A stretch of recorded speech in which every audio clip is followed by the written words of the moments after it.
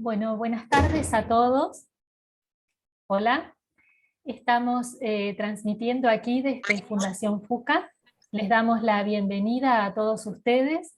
Es un gusto recibirlos en esta sala de Zoom de FUCA. Nuevamente nos reunimos aquí para conversar hoy nos van a acompañar el doctor Luis Caro y el doctor Federico Esteso.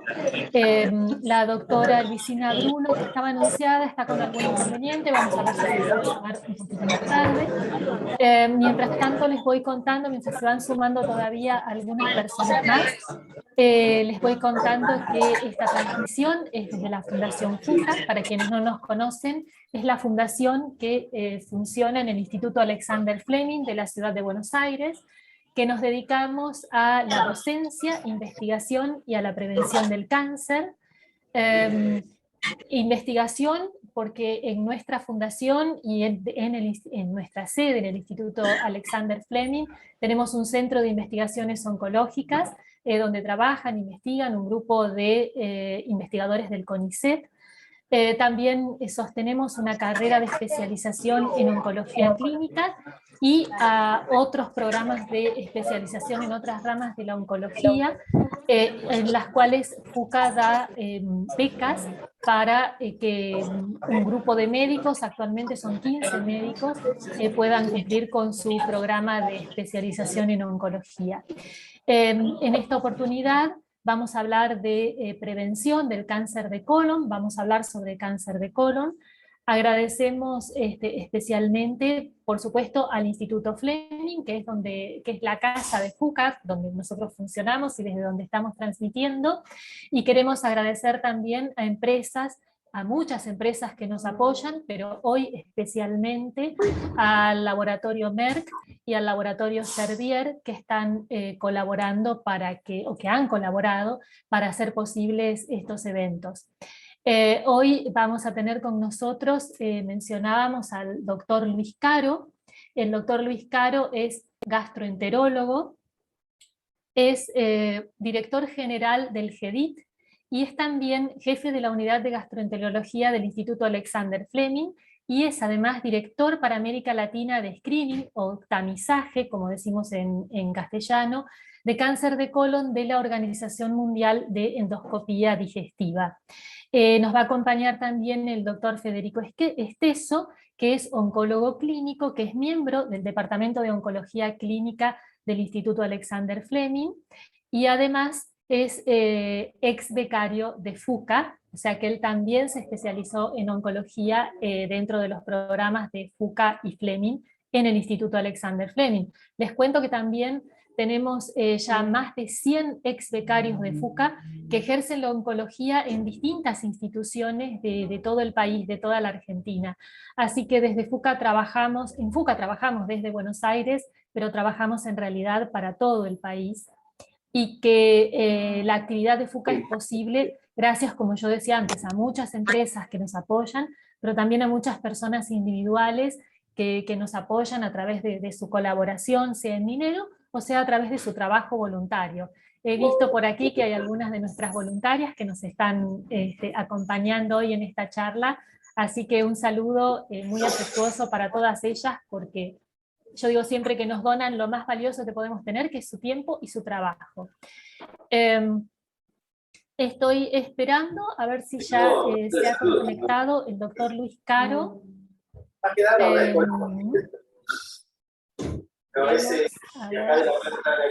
Estamos, doctor Caro, a no ser que esté con otro nombre. Pero de todas maneras, como para no demorarnos más y ya comenzar con la charla, yo le voy a ceder este lugar al doctor Federico Esteso, y apenas sepamos que está conectado el doctor Caro, lo incorporaremos también a esta reunión, ya que él está participando desde su consultorio en GEDIT. Así que bueno, la idea también de estos encuentros es poder responder a todas sus preguntas. Queremos hacer una charla que sea amena, que sea agradable y que pueda ser un intercambio también entre ustedes, entre todas las personas que nos están escuchando, que nos están acompañando, y los médicos que van a disertar hoy. les sugerimos que nos manden sus preguntas por escrito, porque es una manera de poder ordenarnos mejor, si nos las pueden mandar a través del chat, y los doctores, bueno, las irán respondiendo en la medida que van llegando, o cuando se puede hacer según la exposición que ellos nos van presentando. Bueno, pero no les demoro más tiempo, ahora les cedo mi silla al doctor Federico Esteso, y así podemos comenzar.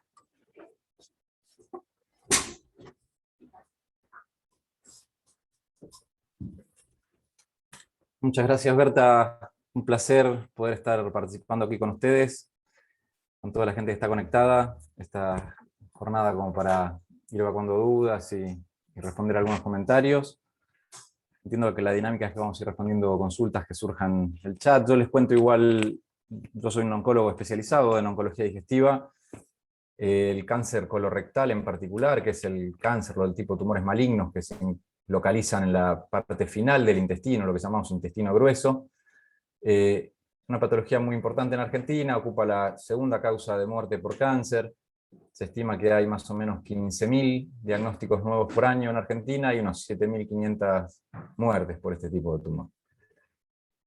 Es muy importante por lo que decíamos, por la frecuencia, pero también es importante porque es uno de los tumores en los que podemos impactar de varias maneras, en tratar de disminuir su incidencia, es decir, tratar de disminuir su aparición en el número de casos nuevos, y también podemos impactar tratando de ir, cuando está ya presente, a diagnosticarlo más temprano.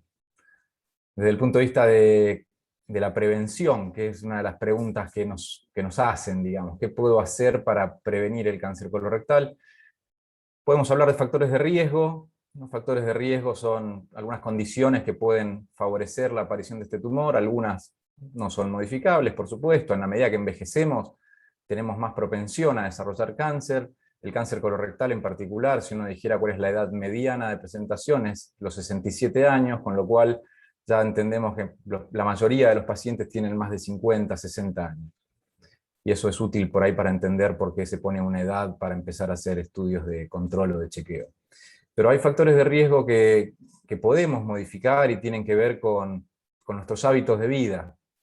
Y ahí es donde muchas cosas que sabemos que son útiles para mejorar nuestra salud en general, tenemos que entender que también lo son para el cáncer, desde el punto de vista oncológico.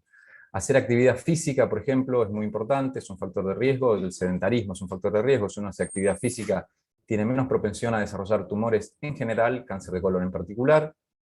Mantener un peso adecuado, o sea, no tener sobrepeso, no tener obesidad, también es importante. El tipo de dieta que llevamos, para el tipo de dieta que en promedio se lleva en Argentina, comemos demasiadas carnes rojas, deberíamos comer menos, 2 porciones semanales, lo recomendado, no más que eso. Aumentar la ingesta de frutas y verduras, se recomienda que por lo menos haya 5 ingestas diarias de frutas y verduras. Entonces ya empezamos a ver que ahí hay cosas que uno puede hacer, ¿no? para disminuir las chances de la aparición de este tumor.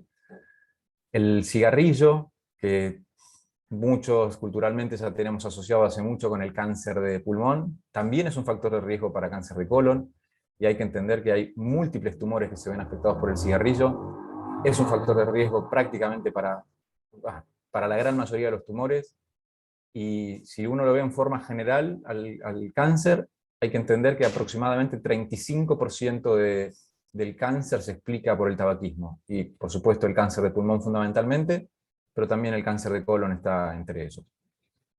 Un factor de riesgo para cáncer que está un poco por debajo del tapete, que no está muy incorporado como un factor de riesgo, es el consumo de alcohol. El consumo de alcohol es un factor de riesgo para desarrollar cáncer, y es un factor de riesgo para desarrollar cáncer de colon en particular. En términos generales, para todos los tipos de tumores, se dice que más o menos el 5% del cáncer se puede explicar por la ingesta de alcohol. Esto quiere decir, si uno lograra disminuir o desaparecer la ingesta de alcohol, podría disminuir 5% la incidencia de tumores. Para el cáncer de colon en particular, también es importante. O sea que ustedes ya ven que desde el punto de vista de la prevención tenemos muchas cosas para hacer. Justo me dicen que se está incorporando el doctor Caro a la presentación, a esta conversación. Y como les comentaba, digamos, el cáncer de colon en general es una enfermedad de personas añosas. La mitad tiene más de 65 años, la mayoría más de 50 años. Y lo otro importante, y ahí le querría dejar la palabra al doctor Caro, es que es uno de los tumores para los que contamos con estrategias de rastreo, de diagnóstico precoz. Y esto es importante y lo hace también algo muy, muy interesante como modelo tumoral. No sé si el doctor Caro, Luis, estás por ahí como para comentarnos un poco qué estrategias disponemos actualmente para diagnosticar precozmente y para rastreo. Perfecto, ¿me escuchan? No, estás sin audio, Luis. Pero acá me figura que Ahí te estoy. veo como debes tener algún problema con la conexión, porque por más de que no pareces muteado, no te escuchamos. A ver, espera. Vamos a ir por otro lado. Vamos a darle unos minutos ahí para que el doctor Caro se vaya conectando. Mientras les voy contando algunos otros factores de riesgo que sí conocemos. Tener familiares que hayan tenido cáncer colorectal hace que uno pueda tener una incidencia un poco más alta que la población general de cáncer de colon. En general lo que hay que saber es que si uno tiene un familiar de primer grado, y cuando hablamos de familiares de primer grado estamos hablando de padres, hermanos, hijos que hayan tenido o tengan diagnóstico de cáncer colorectal, la recomendación, por supuesto, es que hagamos una consulta médica, y eso puede llevar a que uno tenga que empezar a hacer estudios a edades más precoces que lo que está recomendado para población general, que es un poco lo que vamos a hablar ahora con Luis. Perdón, no sé si me escuchás, Fede. No te escuchamos, Luis, todavía ahí, ¿no? ¿Hay algún No. problema con tu conexión? No, Perdón, Que no mira. figura como que Fede, estés sí se muteado. escucha, ¿eh? Se escucha. ¿Querés probar salir y Ok, volver a ok. entrar? Creo que Pero me dice que se escucha, ¿eh? Quédate ahí porque, aunque no figures con el micrófono apagado, no te escuchamos. Se lo Se escucha escucha bajito, bien, dicen. perdón. Me parece que se escucha, me dicen, Fede. Pero yo acá no lo escucho, ¿eh? Se escucha perfecto, perdón. Sí, perfecto. Yo no tengo manera acá de escucharlo. No, porque puede ser que al tener el micrófono conectado, ¿Saco el micrófono? A ver, Luis. A ver ahora. ¿Ahí me escuchás? Ahora sí, era un problema mío, entonces, discúlpame. Excelente. No, porque me fui de la computadora y vine al celular. Porque digo, qué raro. Bueno, buenas tardes. Muchas gracias por la invitación, aunque soy de la casa, pero muchas gracias a FUCA por esto de difundir. Y sí, estuve escuchando un poco tus comentarios y es tal cual, ¿no? Otro quizá de las advertencias que hay que hacer, que a veces uno cree que eso, porque no tiene antecedentes familiares, padres, madres o abuelos, está exento de tener cáncer de colon. Y a veces algunos colegas, por ahí, imagino yo que quizá inadvertidamente, por ahí dicen, no, me ha pasado, no te hagas la corona porque vos no tenés antecedentes, ¿no? Y la verdad que es una picardía a veces perder la oportunidad o el tiempo. ¿Y por qué digo esto? Porque de cada 100 pacientes que hemos visto que tenían algún cáncer, algún tumor colónico, es mundialmente sabido que solamente 25 de esos 100 se les pudo haber encontrado algún antecedente genético. 75 no, es decir, que 75 arrancan como primer caso en la familia, y como ya sabemos ahora de la vacuna y del COVID, caso testigo, ¿no? Y bueno, justamente es el primer caso en todos ellos. Ese es un tema. Y si en cambio sí tiene antecedentes genéticos, bueno, ya a los 50 años que decía recién Federico, tenemos que reevaluar y ver qué tipo de antecedentes hay, si es del padre o la madre, si es anterior a 60 años o posterior a los 60, o si hay muchos casos en la familia, o si hay muchos tumores en la familia. Entonces, ahí conviene hacer un análisis y recomendar hacer un consejo de acuerdo a cada paciente, ¿no? Uno sí puede decir, bueno, no hay casos, no hay antecedentes, no hay nada por encima de los 50 años. A pesar que seguramente Fed va a comentar algo de esto luego, en países desarrollados, como Estados Unidos y varios países de Europa, están empezando a generarlo a partir de los 45, esas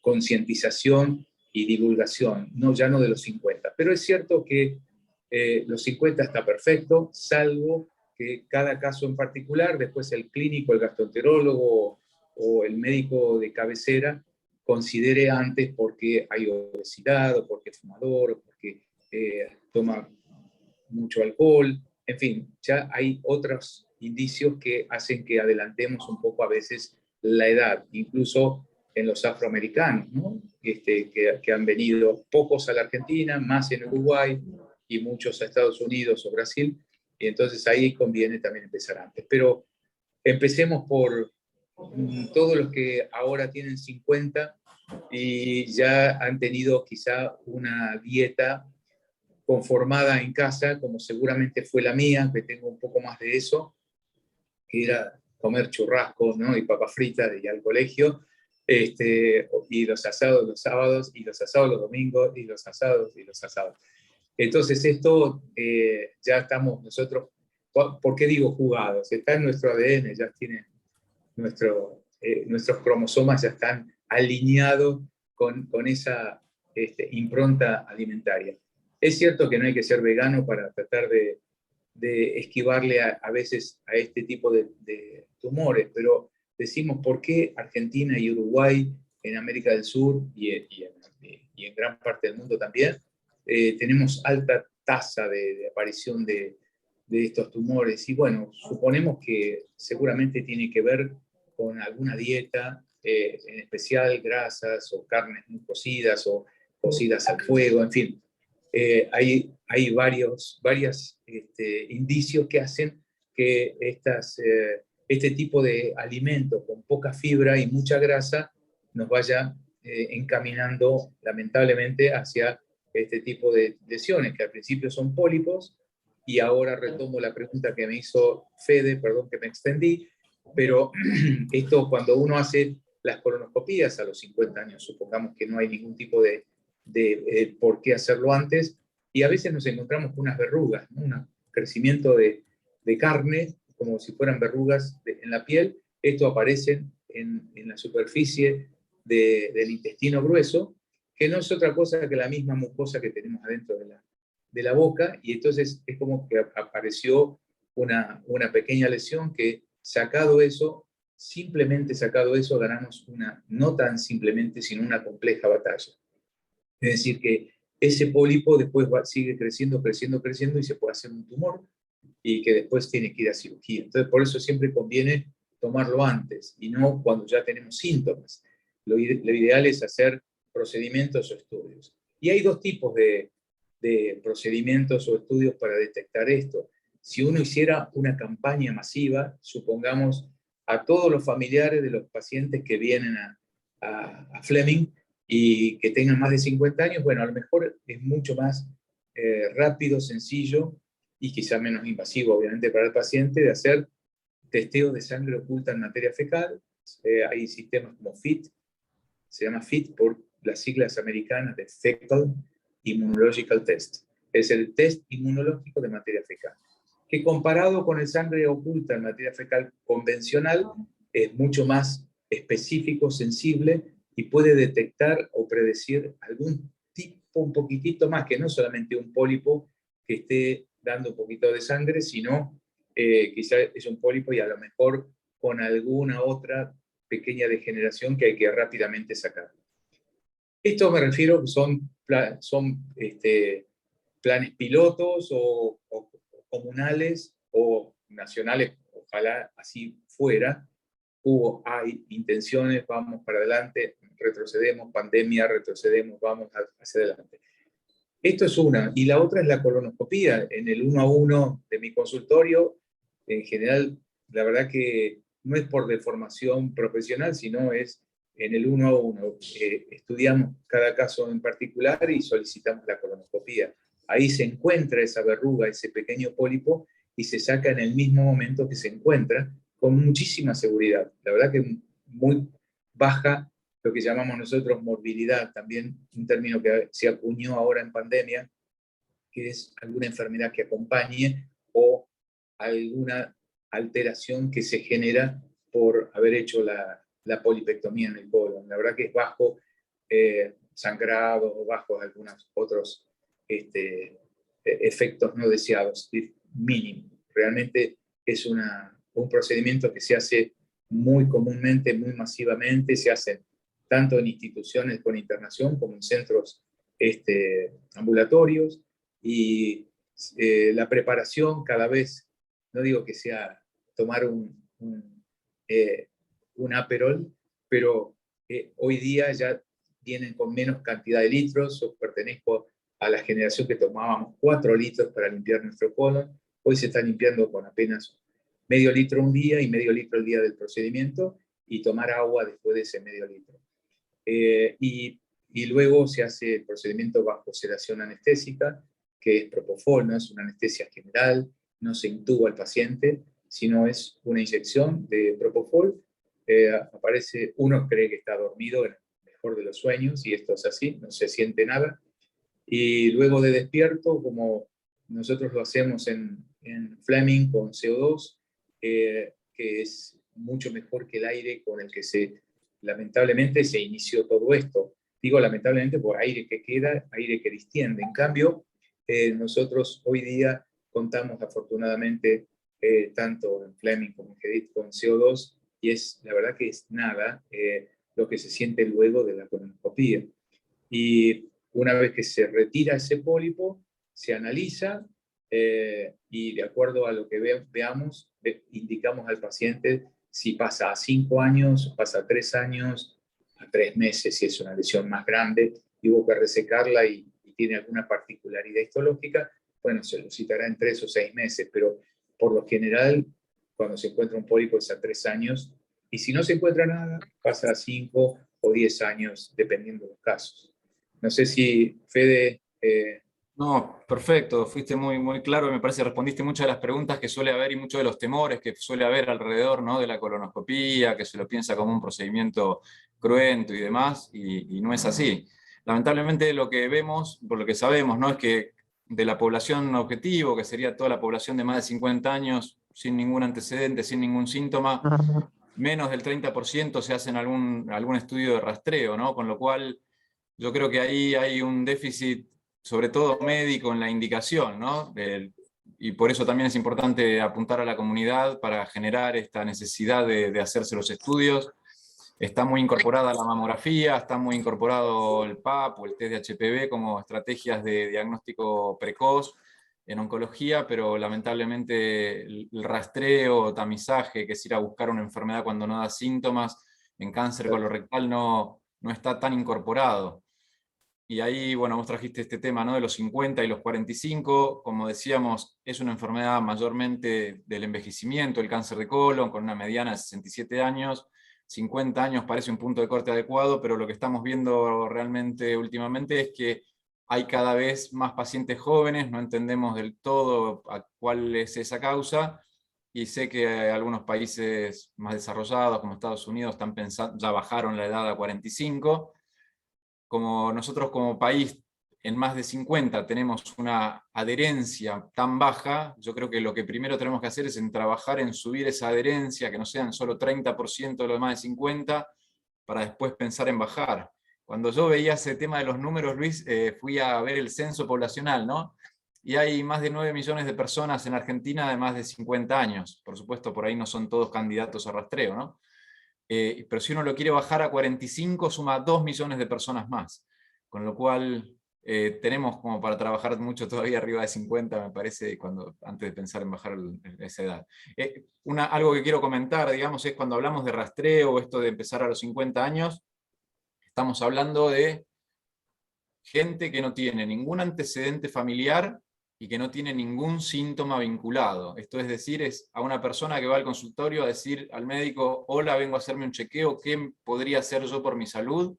Mire usted, si no se hizo una colonoscopía o test de sangre oculta en materia fecal, debe hacer eso, porque de esa manera tiene posibilidades de disminuir las chances de tener un cáncer de colon o de desarrollar un cáncer de colon que pueda comprometer su vida. Distinta la situación, por supuesto, siempre decimos, es si hay síntomas. Y ahí entran mucho una consulta en médicos generales, no tanto en los oncólogos o en los gastroenterólogos.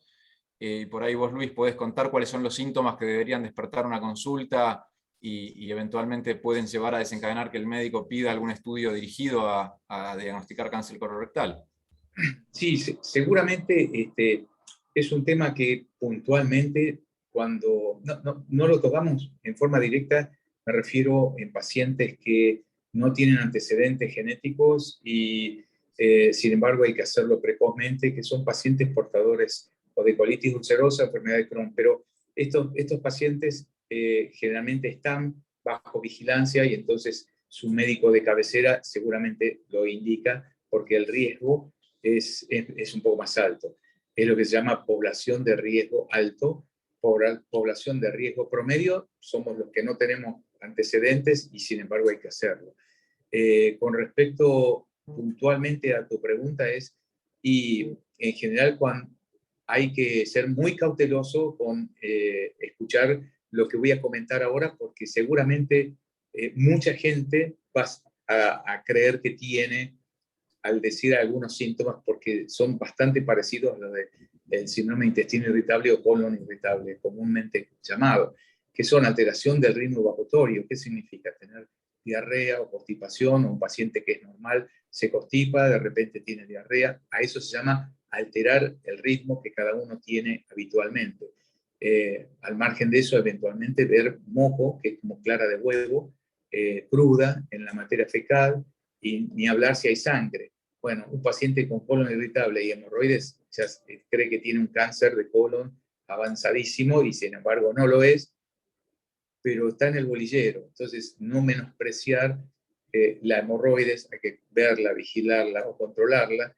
Lamentablemente no es la primera vez que algún paciente hemos encontrado alguna lesión avanzada y con el tubito del antihemorroidal en la mano porque viene alargando. Uno no quiere, obviamente, que lo invadan y menos en este tipo de intimidad. Entonces, por ahí demora innecesariamente esta consulta porque después seguramente lo va a hacer, tarde o temprano, mejor que sea temprano, o que sea sin estos síntomas, ¿no? Pero básicamente es eso, ni hablar si hay adelgazamiento que acompañe a todo esto, pero precozmente es la alteración de la evacuación, las características de la materia fecal y sangrado o moco en las heces o en la materia fecal, ¿no? Luis, hablaste ahí en un momento del síndrome de colon irritable, intestino irritable, y una pregunta que nos hacen es si ese síndrome genera una predisposición a cáncer, o solamente, por lo que decías, hay algún solapamiento de síntomas. Sí, no, ninguno. Ni el síndrome de intestino irritable o colon irritable, ni los divertículos, que a veces es otra pregunta habitual. Esto no significa que un paciente con colon irritable o con divertículos puede a su vez tener, por supuesto, posibilidad de tener un tumor, ¿no? Pero es como diarrea y caspa, ¿no? Para hacerlo un poco más ameno. Uno puede tener las dos cosas y, en el mismo paciente. Por eso es que no tiene predisposición el hecho de tener divertículos, pero bueno, sí hay que controlar, son dos cosas diferentes. Los divertículos no se controlan, salvo que tenga sintomatología, que puede ser eso, diarrea, sangre, moco y dolor. Ese sí se acompaña con mucho dolor.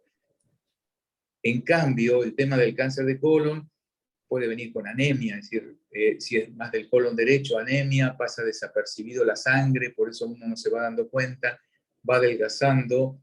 Hay a veces, muy pocas veces, que el cáncer del colon derecho tiene alteración de ritmo evacuatorio, eso lo tiene más lo del colon transverso o colon izquierdo, y ahí sí la sangre es más roja, es más evidente. Entonces, el colon derecho, pues una anemia silenciosa que se va uno debilitando, y el colon izquierdo, bueno, cuando ya aparece sangrado y dolor, que a veces se puede confundir con divertículos porque es el mismo lugar, eso siempre conviene, por supuesto, consultar, preguntar y nunca minimizarlo, ¿no?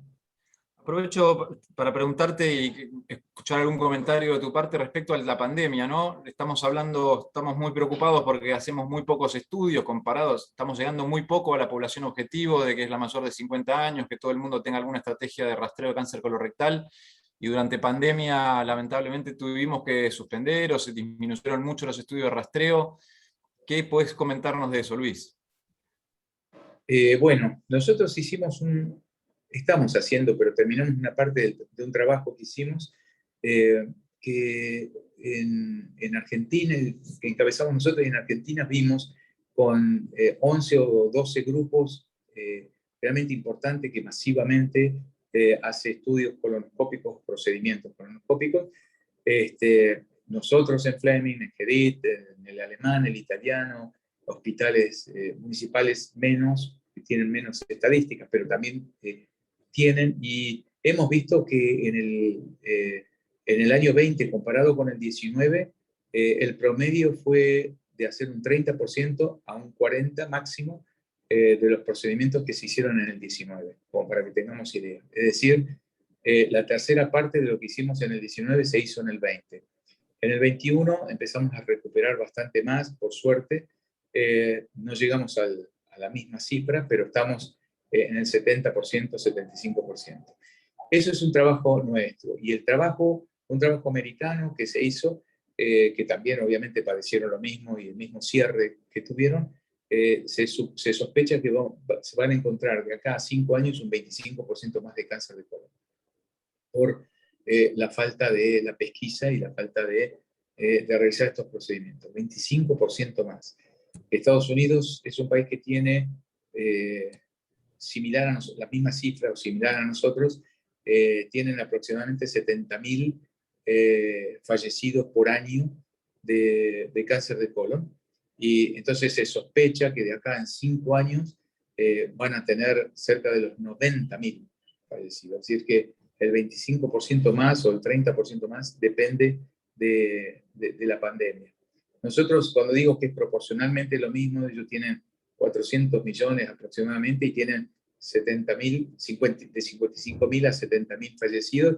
Nosotros, que tenemos 40 y pico de millones, se supone 43, 44, los fallecidos eran 5.000 y ahora son 7.000, casi 7.500. Entonces, proporcionalmente, más o menos nos manejamos a la misma. Por eso considero que como siempre evolucionamos a la par, desde el punto de vista obviamente oncológico con ellos, se sospecha que podemos llegar a tener un 25% más. En eso convendría entonces, Luis, estar pensando en estrategias como para ir a recuperar eso, ¿no? Porque en realidad uno pensaría que deberíamos subir la cantidad de endoscopías, de sangre oculta en materia fecal, para ir a recuperar esos pacientes no diagnosticados, ¿no?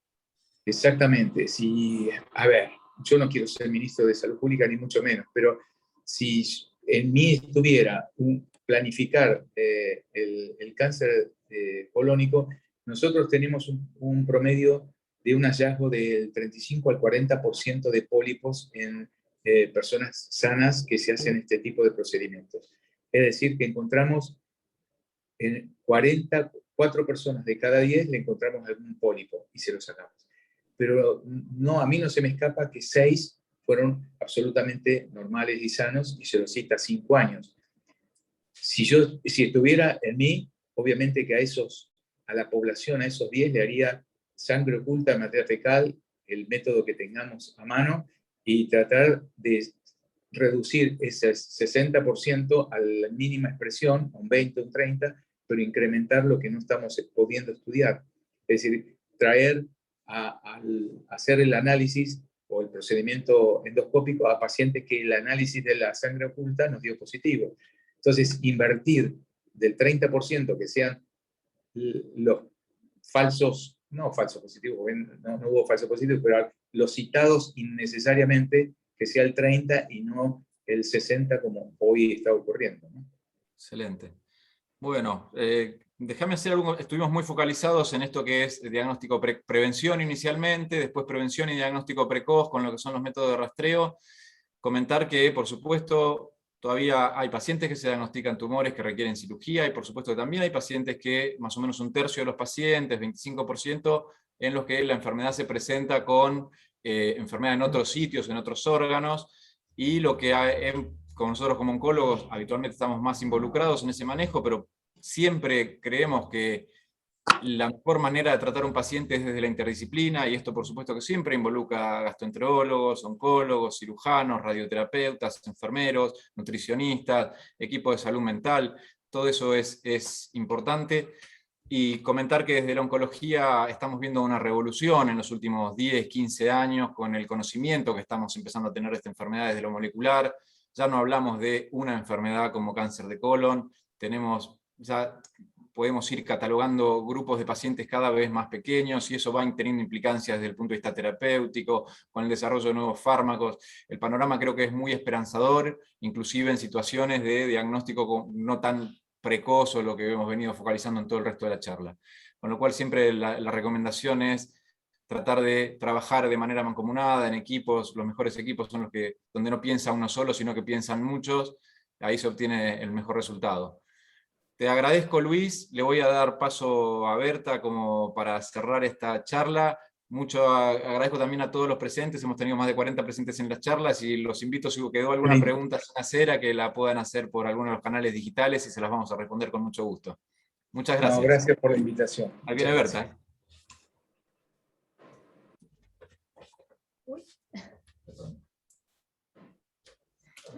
Hagamos así.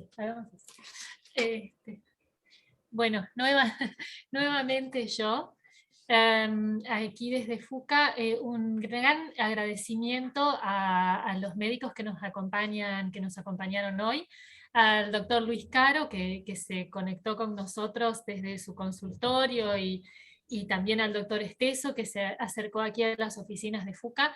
Sabemos que tienen muchísimo trabajo, muchos compromisos con sus pacientes, pero de todas maneras se hacen este espacio para estar con nosotros y para transmitir estos mensajes, que verdaderamente, por lo que estamos escuchando, nos damos cuenta de que es tan importante llegar a todos ustedes y a la mayor cantidad de público posible, para concientizar sobre la importancia de la detección temprana del cáncer en general, y en particular el tema del cáncer de colon que nos ocupa en esta tarde. Y también aprovecho este momento para recordarles que vamos a estar todo este mes de noviembre dirigiéndonos a ustedes, o hablando de distintos enfoques del cáncer de colon. Tenemos siempre los días martes a esta misma hora, a las 15, vamos a tener una charla especial, una sesión especial sobre el tema de la cirugía en cáncer de colon. Luego vamos a tener otra charla hablando más especialmente del tratamiento del cáncer de colon, y finalmente cerraremos el ciclo el martes 23 con la licenciada Santos Mendiola, que es la jefa del Servicio de Nutrición del Instituto Alexander Fleming. Entonces hablaremos de la alimentación, no tanto ya de prevención como se estuvo comentando hoy, sino también la correcta alimentación durante el tratamiento y después del tratamiento del cáncer de colon. Así que, bueno, nuevamente muchas gracias a todos los presentes. Esta charla también se estuvo transmitiendo en vivo por Facebook, así que saludamos a los que nos están viendo también por ese medio, y además se ha estado grabando, con lo cual la podemos volver a escuchar en cualquier momento, porque va a estar en breve, seguramente a partir del día de mañana, ya va a estar subida al canal de YouTube de FUCA, y también a la web de FUCA. Aprovecho también, último aviso, para invitarlos a todos a que se sumen a un proyecto nuevo de FUCA que llamamos la Comunidad FUCA. La van a encontrar en nuestro sitio web fuca.comunidad.org.ar, y porque estando registrados en este proyecto, en esta comunidad FUCA, van a poder acceder más fácilmente a tantos eventos, charlas y otro tipo de encuentros que estamos organizando, especialmente pensados para las personas que conviven con el cáncer, tanto los pacientes como sus acompañantes, sus cuidadores. Así que los invito también a seguirnos en las redes sociales, y bueno, en definitiva, estar conectados con FUCA. Bueno, nuevamente gracias al doctor Luis Caro, Gracias a las empresas que nos acompañan y que hacen posible este encuentro. No sé, doctor Vizcaro, si quería dar algún cierre, algún comentario, algo que haya quedado bien. Simplemente pensar en esto. El 31 de marzo es el Día Internacional de la Lucha contra el Cáncer de Colon, y son muy buenas estas intervenciones. A veces uno pone alerta, y hoy por hoy cada vez se sabe más, gracias a Dios, pero gracias fundamentalmente a este tipo de iniciativas. Así que muchas gracias, Gaby, a FUCA, y que se lo haya puesto al hombro y poder hacer este tipo de comunicaciones con estas herramientas sociales. La verdad que muchas gracias, y nos vemos en la próxima. Bueno, muchas gracias Saludos a usted. a todos los presentes. Bueno, muchas gracias, doctor Caro. Entonces yo también los saludo, y bueno, por hoy ya cerramos, y los esperamos el martes próximo también a las 15 horas, aquí por Zoom desde FUCA, y para seguir informándonos y aprendiendo un poquito más sobre el cáncer. Un saludo a todos y muchas gracias por acompañarnos. Gracias al Laboratorio Merck, gracias al Laboratorio Servier, que nos apoyan para que podamos llevar adelante estos eventos. Vamos.